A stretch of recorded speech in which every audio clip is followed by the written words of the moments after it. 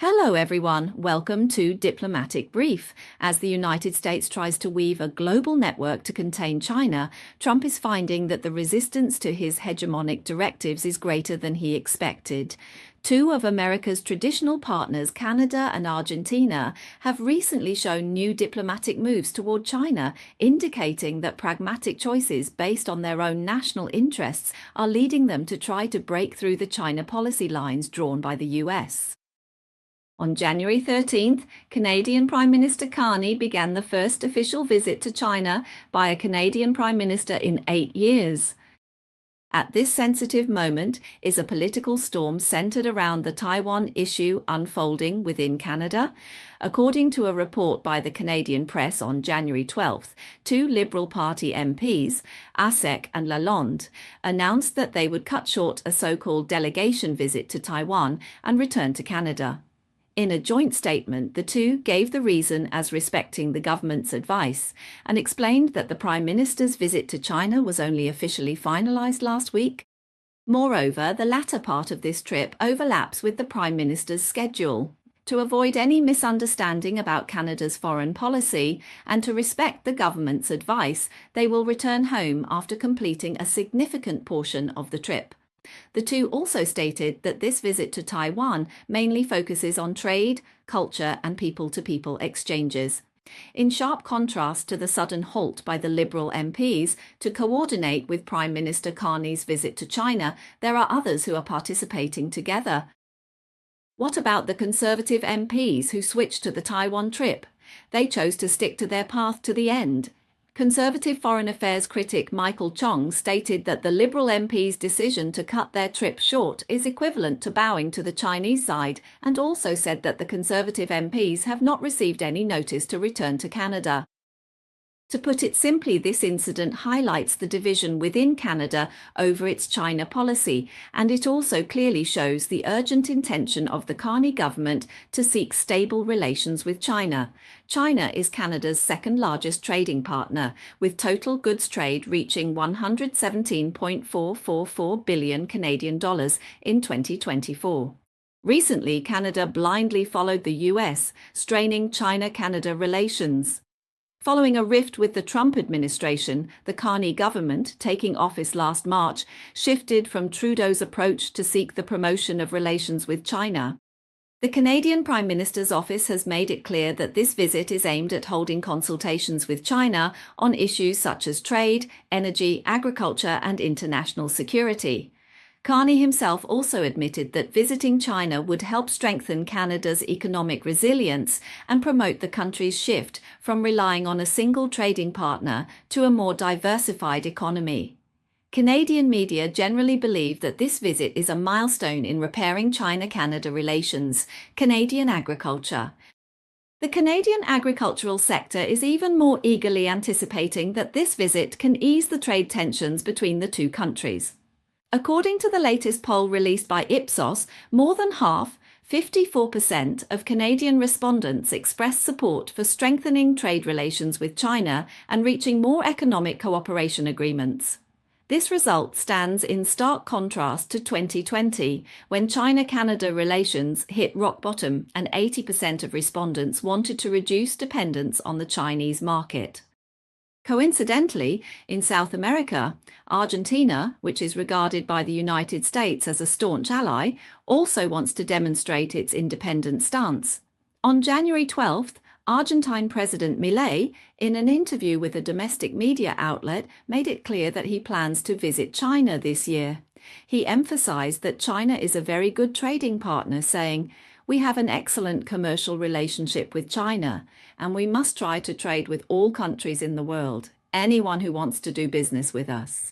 Such a statement is particularly significant because it comes against the backdrop of the United States increasing its pressure on Argentina, urging it to reduce its ties with China.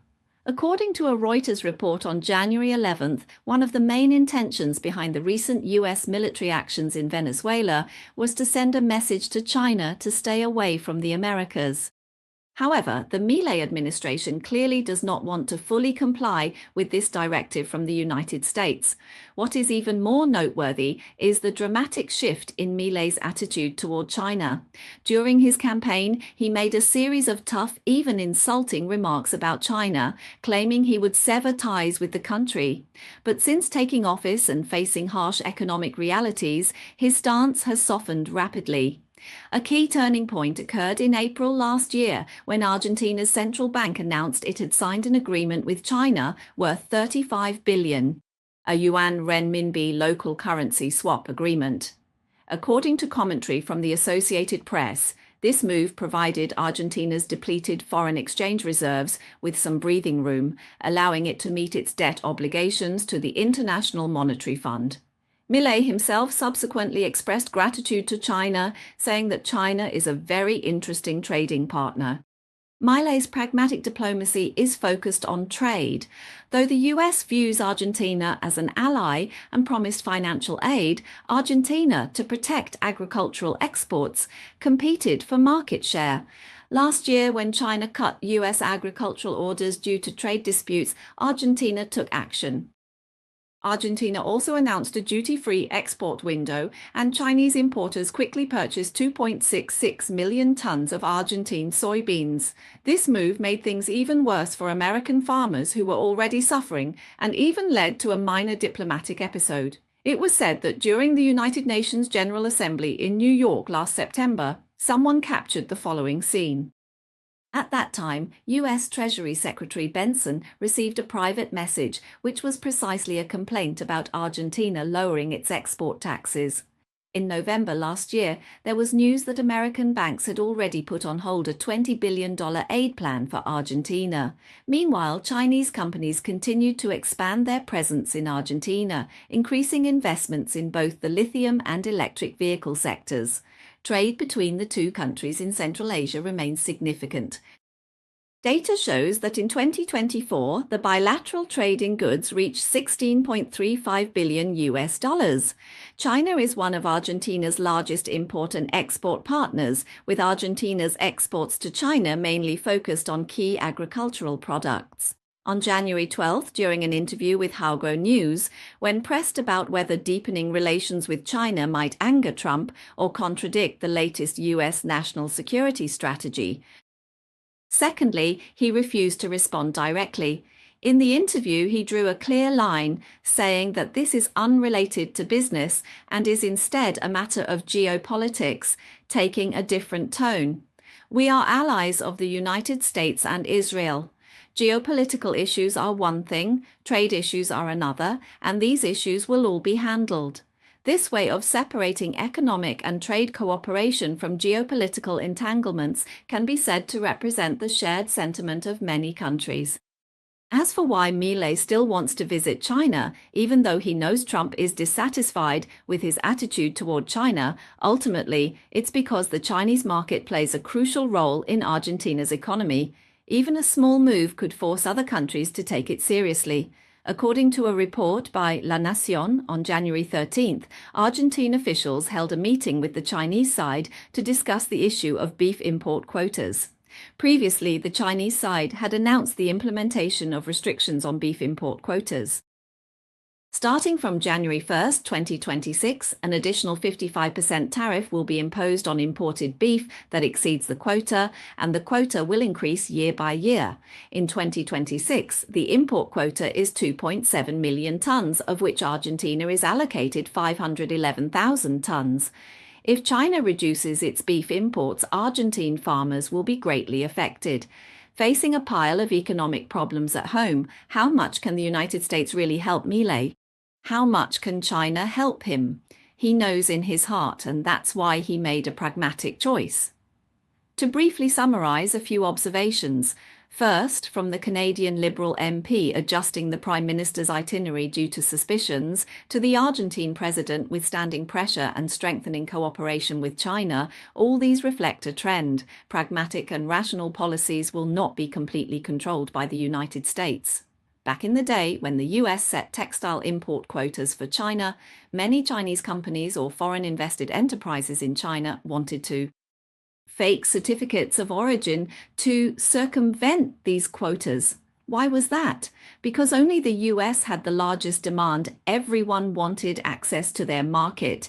Now, whether it's Canadian canola or Argentine beef, the world's largest consumer is China. That's why pragmatic politicians like Milei, for the good of their countries, won't give up relations with China even under US pressure. Second, the development-oriented, mutually beneficial and win-win cooperation model that China offers. Doing business together is a stark contrast to the US approach of exerting pressure and coercion.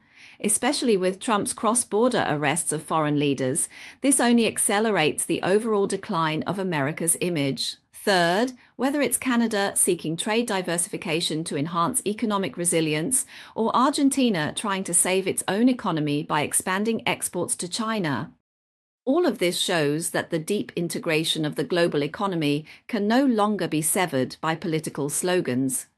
Attempts to artificially create exclusive cliques that exclude major economies not only go against economic principles, but are also increasingly met with passive resistance or even open rejection from partner countries.